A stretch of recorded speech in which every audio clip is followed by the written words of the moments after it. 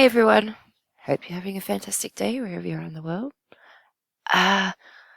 This one's a bit different, and it's something I have looked into in the past. And so look, X-rays of Buddha statue reveals a mummified monk. The monk may even have mummified himself.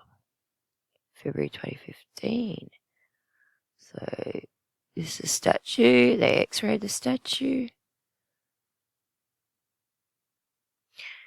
It's not surprising that Southeast Asia is home to countless ancient Buddhist statues, but when one of those statues contains a mummified monk, that's certainly a surprise.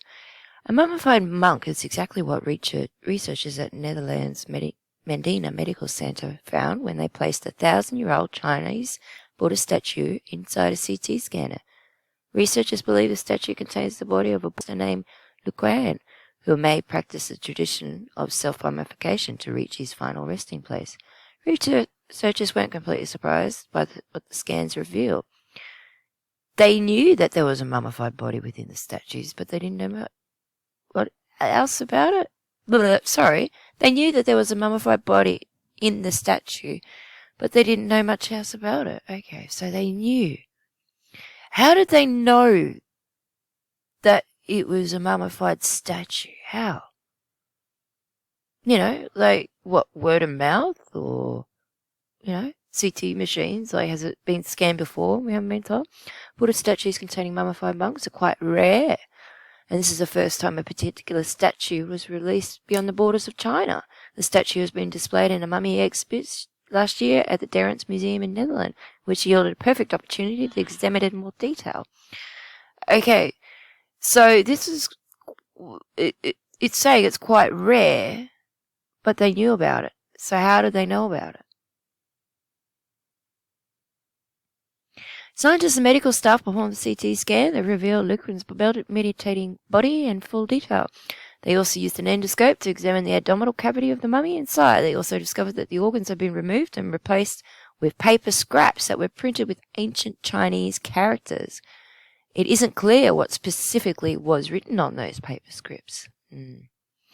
I bet they knew. Mummy metamorphosis.